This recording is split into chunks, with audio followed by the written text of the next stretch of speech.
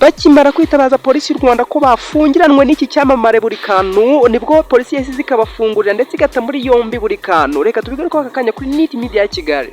Burikamtu mu maboko ataraye. Reka muri aka kanya kuri NIT Media ya Kigali, mbere yo kugira ibindi bintu twinjiramo muri aka kanya, mbere yo kugira ibindi bintu tubinjiramo cyangwa se tubatangariza, tubanze tubagezeho iyi nkuru y'iki cyamamare bikomeje gucicikana ku mbuga nkoranyambaga zigiye zitandukanye ko yatawe muri yombi. Murabizi ko rero ari icyamamare ku mazina nka Burikamtu, akaba akorana na mugenzi we witwa Buringuni, bakaba bakorana nyine kuri izi mbuga nkoranyambaga, kuri social media bazwi nka Burikamtu na Buringuni. Murabizi ni ibyamamare bizwi cyane ndetse bafite izina rikomeye muri showbiz nyarwanda cyangwa se imyidagaduro nyarwanda muri rusange. Uyu tugiye kugaruka aka kanya rero usanzwe uzwi nka Burikamtu, akaba amazina ye bwite ari Mwitende Abdulkarim, akaba ari ukomeje gutrendinga cyangwa se uzenguruka ku mbuga nkoranyambaga zigiye zitandukanye ko ari mu maboko ataraye cyangwa se yatawe muri yombi n'urwego rw'igihugu rw'ubugenzacyaha rw'u Rwanda RIB. Tukaba tugira ngo kuri NIT Media Kigali uduha umwanya mutoya cyangwa dutize umwanya muto cyane tubanyuriremo gakeya mu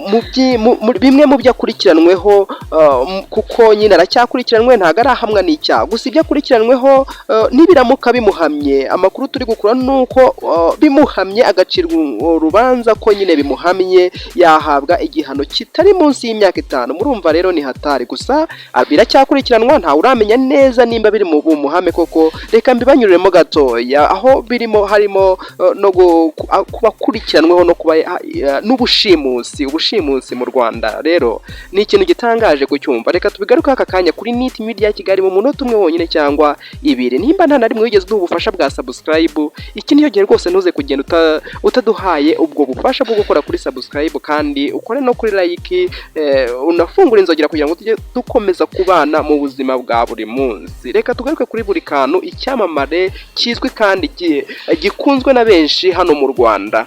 Burikamtu rero mu bimwe mu byo akurikiranweho muri aka kanya biri kutugeraho hano kuri NIT Media ya Kigali, ndetse dukomeje kubageranyiriza byinshi cyane kuri iyi nkuru.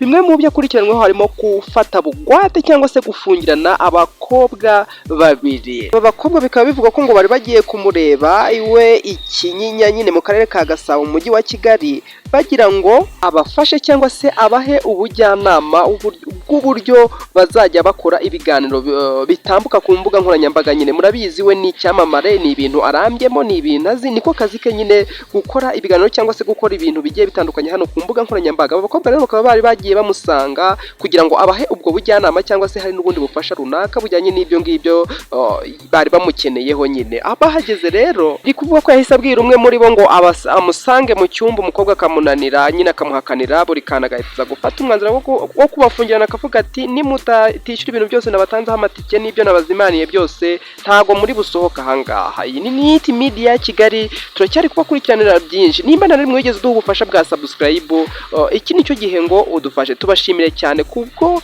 abantu badukurikirana mu buzima bwa buri munsi, kuko iyo babonye umwanya wo kuza kuri YouTube bihutira kudusanga hano kuri NIT Media ya Kigali bakareba ibigezweho biri gutrendinga byatangajwe. Ni mu kanya turi kubegeranyiriza byinshi.